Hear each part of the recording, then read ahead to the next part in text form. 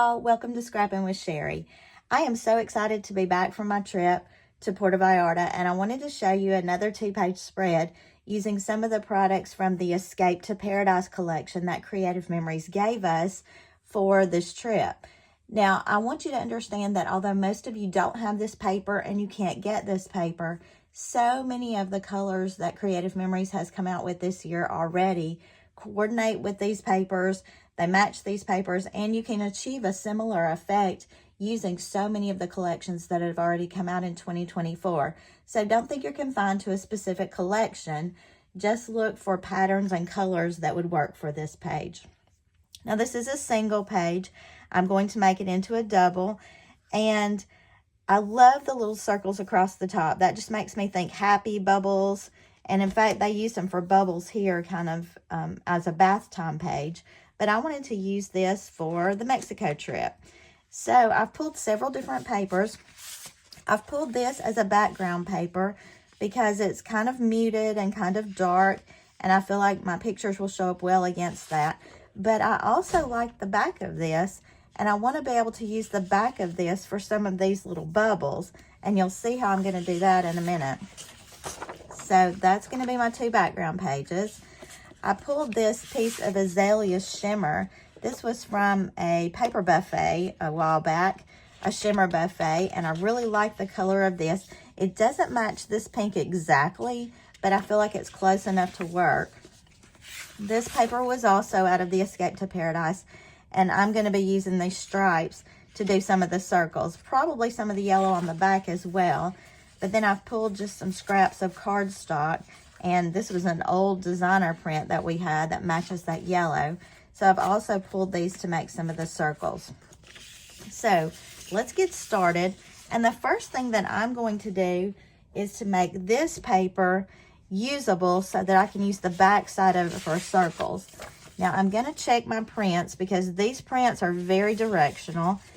And I'm going to actually cut off the top edge of this paper here so I can use this part to make circles. Now, I'm sure this is going to make sense to you in just a minute. Now, I don't really know how large that space is, but I'm going to go with about a 1.5 because I really want this to house a lot of pictures. I don't want this to be just a small little page with a couple of pictures on it. So I'm going to go 1.5 at the top, and I'm doing both papers at the same time on this. And then because I'm going to be using that 2-piece, I'm going to pull my azalea shimmer, and I'm going to do 2 1.5-inch pieces for that, just to put it back onto this blue that I've cut off already. Now, you know my pages never look like the sketches, but we try. I mean, I try really hard to keep them close to the sketches. So let's do a little welding, and we're just going to weld this azalea shimmer to this background page we're going to be using. Now, I showed you in another video about using these tape chips. We used to call them photo splits to weld, and that works pretty good for me. So I'm just going to stick some of these down. These are a little bit too sticky because of where they were stored for the last many years. But they seem to be working fine, and I put a page in my album the other day that I had used these on, and so far no troubles. Once I stick this whole thing down to a scrapbook page, it's going to be fine anyway. Just takes me a minute to get them peeled off the backing there. All right, so that one is welded. Let's go ahead and weld this one as well. You could also do this with photo tape if you are a fan of the photo tape. It would work just as easily, perhaps easier, because you could just pull a whole big strip of it and weld right down through there, and just don't take off the cover that makes the top part sticky, and you've got it done. All right, so we've got these 2 welded. I'm not positive yet if I'm going to do the same thing along the bottom. I think I will, but I'm not going to cut that just yet. So let's start cutting some of our circles to see what we've got going on with that. Now, I say that right off the bat, oh, let's start cutting circles. But this idea shows us a 1/4 inch border here too.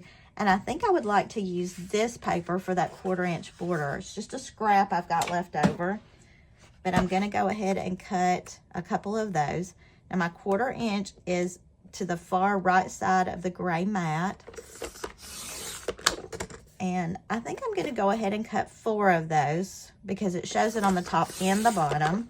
If I end up not using them all, I haven't really wasted much paper.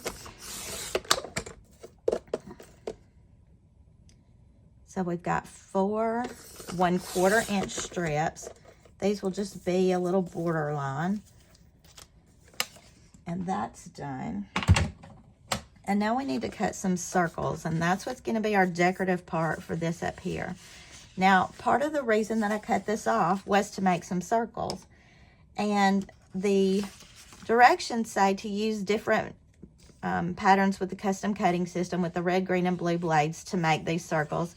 You know me, I go back and I pull out my old trusties. These are my old circle punches from the old company. And I decided that they would be fun to make these circles. And it would help me gauge size a lot more quickly and easily.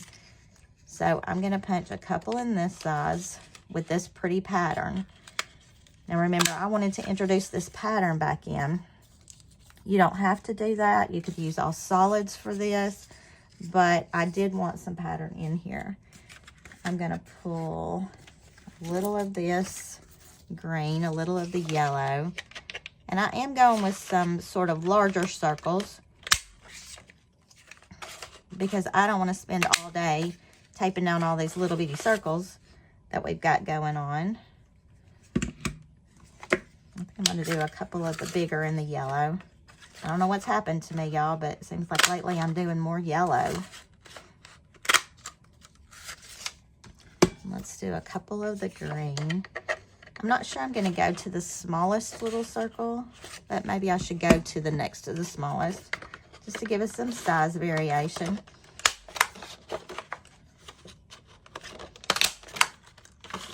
And I do want to add back in this pattern, and I want to make it kind of bold. I want to make it stand out a little bit. So I'm going to do a couple of these in the larger size. And then let's just lay all this out on one of the pages and see what we have and see what else we need to do. I know I've got a lot of tools laying here, and that's very distracting for you and for me, but we'll move them in a minute. And this is going to be my bottom border here. So let's just look at how we could lay these out.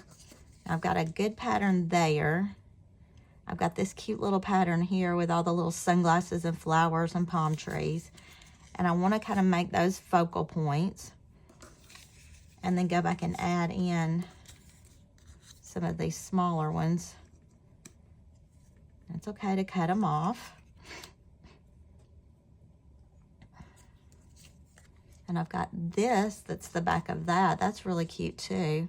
That gives me a different yellow, a more patterned yellow. I'm not loving the green. I think just because it's not a pattern. I think it's almost too stark, but I'm going to keep it. I'm not going to ditch it just because I don't love it. But I think I want a little more of this showing. So let's go back and cut. I'm going to go a little smaller on this one because the last one I did a really large one. But I do like that pattern a whole lot. Okay. Not a bad look. Again, I'm almost feeling like things need to touch a little bit more. I don't feel like I need to fill in every little scrap of paper here. So I think I'm all right with this. As soon as I say that, I'm going to move something. All right, let's stick that down. And we can at least get one page completed so you can see what it looks like. And I'm going to use my repositionable tape for this. There's no real reason to do that except for the fact that my regular tape is not on my workstation. I think I moved it to my other area. So we'll just use repositionable. Now remember, this one I'm scooting down, and it's going to be underneath that blue border a little bit, underneath that aqua color.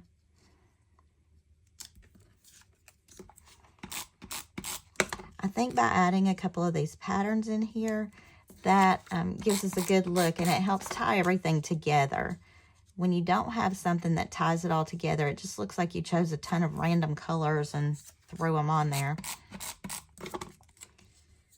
And we would really rather it look like we meant to do it that way.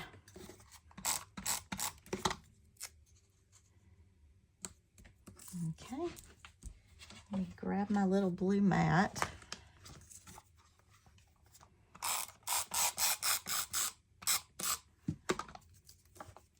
And we'll slide this on. And I think I'm going to go right below. I was debating that, but I think if I go up on this border, then it makes it too crowded looking. So we'll go right below that, and I'm going to slide this one down just a little so it goes underneath. All right.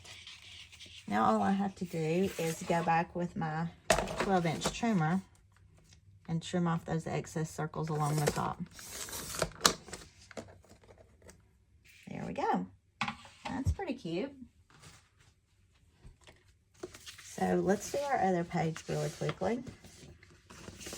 I don't want them to be matchy-matchy, but I do want to kind of carry along the same feel. We'll throw that in. We're going to need at least one large one of this.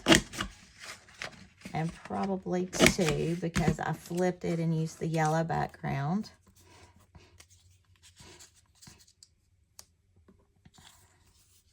I'm kind of spacing out the big and littles, just so they're not quite as bold against each other. You know, I tell you all the time, there's no rhyme or reason to this. You can do it however you choose to do it. And I might want it so that my patterns are not right up against each other there, because as a 2-page spread, it might look better to have them kind of separated a little bit. And let's go back to our little pattern we had over here. It's yellow and green. I don't love the green. I'll do that a little bit smaller again and do a couple of those, maybe in both of those sizes.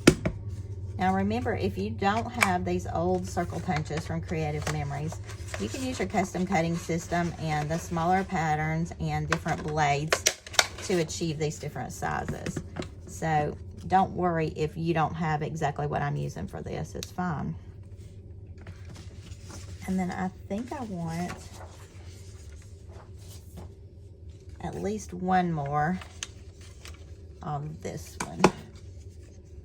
Let's see if I can get it out of that again. And you notice I'm turning my punches upside down to punch them. It's a lot harder on your hands, but I can use smaller pieces of paper to get my punches done that way, because I can see what I'm punching. And we need one more of this bolder yellow.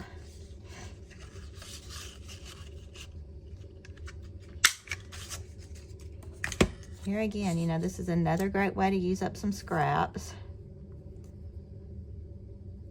because I pulled most of these colors from my scrap stash. And I think we are through with the punches for now. So let me get those out of the way. And don't need a blade anymore, or just yet. I'm going to use the blade in just a second. Let me pop these on. Again, I'm using repositionable just because that's what's handy at my workspace. I will find my other one in just a minute, or anything larger probably. Although lots of people do use the repositionable exclusively and are very happy with that. So whatever works for you. You know, it kind of makes me sad. I read a lot of scrapbooking boards. I look at a lot of ideas. And I see people all the time say, I just don't think I did this right. I don't think that this is right, whatever.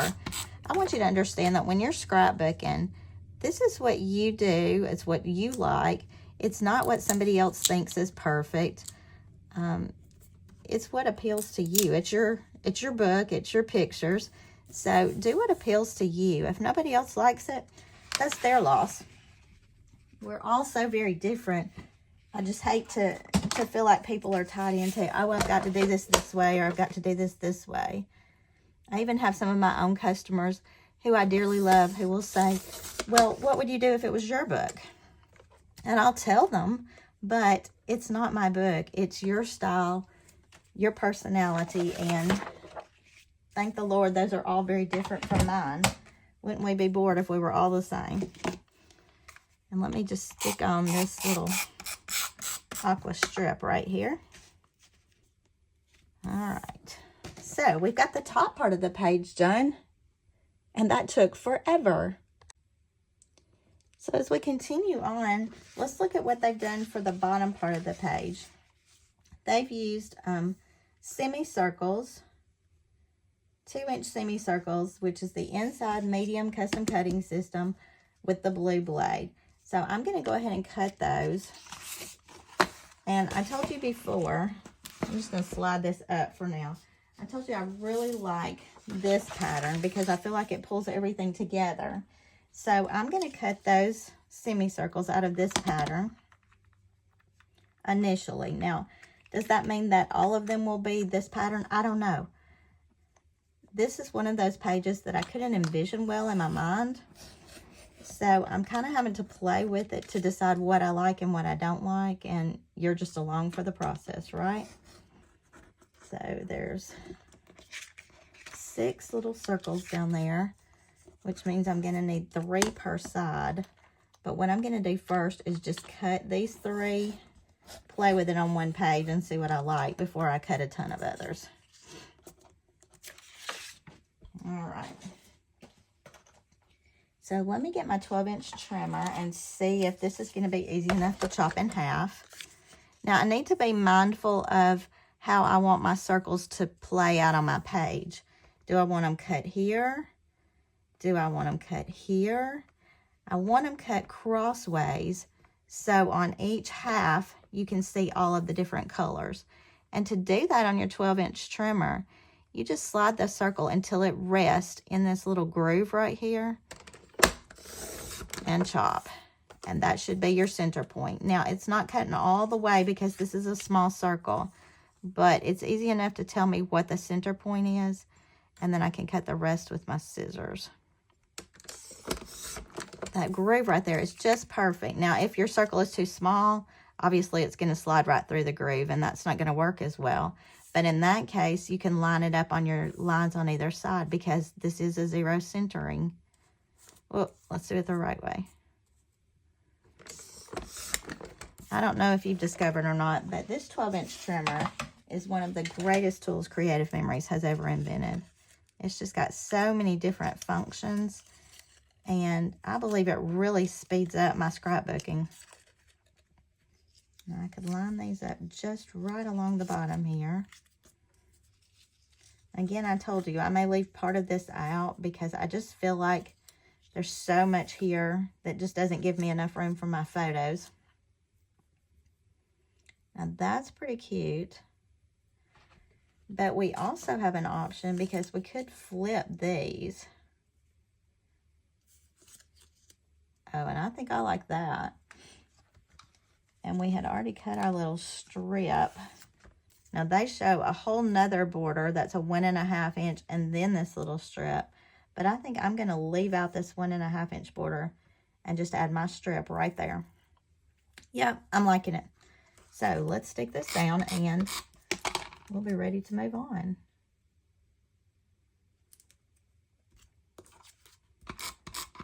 These, I'm not so sure I'm getting them exactly straight.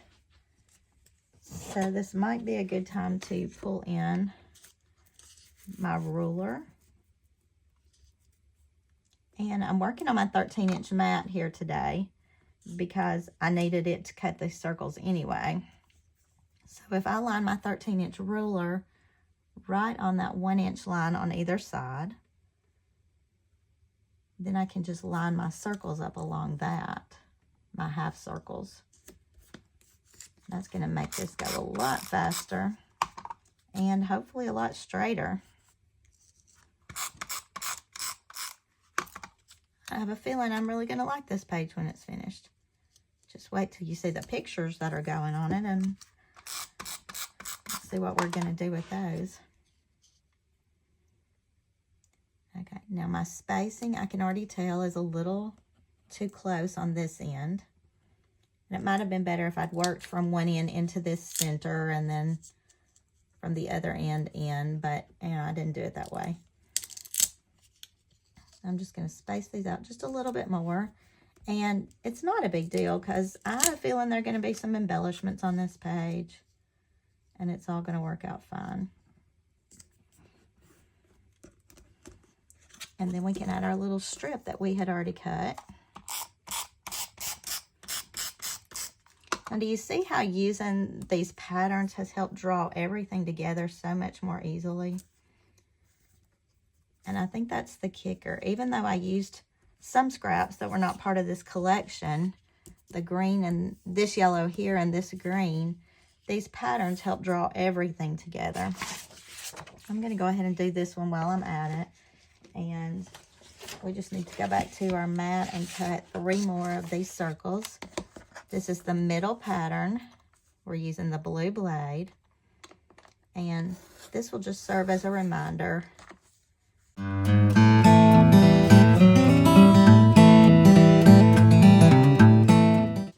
Now, I was so excited about getting back to these papers and this trip. I don't even think I told you what page we were on in the sketchbook today, but it is page 51 in our sketchbook. So if you're following along, we are up to page 51. Moving right along. We should be through with all of this by the end of the year, if my calculations are correct. Hopefully Creative Memories will just come out with another great sketchbook for us. And we can spend next year going through another one. Wouldn't that be fun? I'm just going to finish chopping these little circles in half. We'll add those along the bottom of the second page.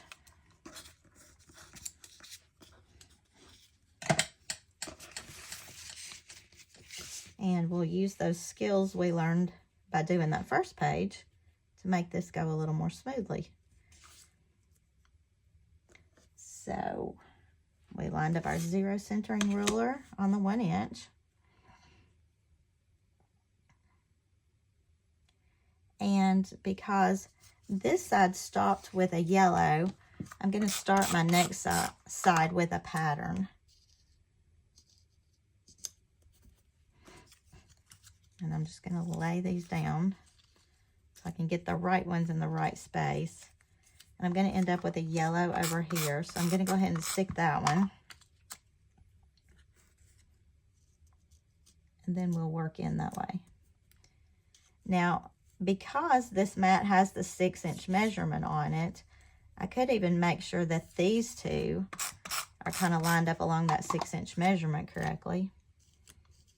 Kind of on either side of it. And then that'll help me place the center ones for each side.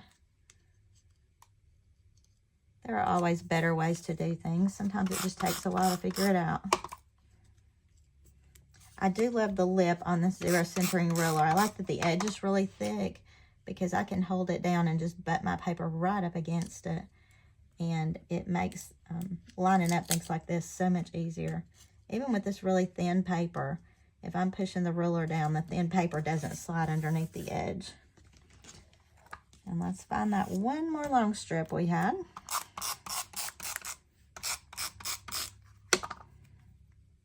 I didn't get any right, whoops. I didn't get any tape right on that edge of that. All right. So we've got our 2 pages finished, but let's look at the pictures and get those ready to go on. So here we are, y'all. I did the pages before I actually went to Puerto Vallarta, but I am back now. I have printed some of my pictures, and I wanted to show you what it looks like with photos on it. Now, I've just got them laying on here. They're not taped down yet, but I wanted to kind of talk you through my process. You're going to see lots of different sizes, and the fact that they're bordered with white on all of them. And that's because I printed them on my Epson PM400 personal printer just so I could get different sizes. Now, this was a place that we went, the Milacon. This is our group who went. Marnie from home office telling us about what to expect there. But this was the very first statue we saw. This is actually the main picture of it. And different pieces of the statue, us in front of the statue, and then our scenery right around that. So I wanted to include all of this on one page, or one spread. And I knew that if I developed these as 4x6s, they would be too large to get all on one page. So don't forget that you have size options. You can print from your home printer. You can print from a little personal photo printer. But I am loving the way this page turned out with lots and lots of pictures. Now my journaling I typed up, and I also typed up this title to make sure that it would fit here, because those are a few details that I want to include. But this page is pretty much done. Now, I did add an embellishment here just because there's a lot of empty space there. I'll probably scoot this picture over a touch more. And then another embellishment here that Creative Memories sent us. It's a little sticker like to go on a cup or whatever, but I decided I wanted to use it here because I like the way it pulled the colors, and we had our sunglasses on getting our pictures made. So this is page 51 in the sketchbook, finished. And until I see you next time, happy scrapping.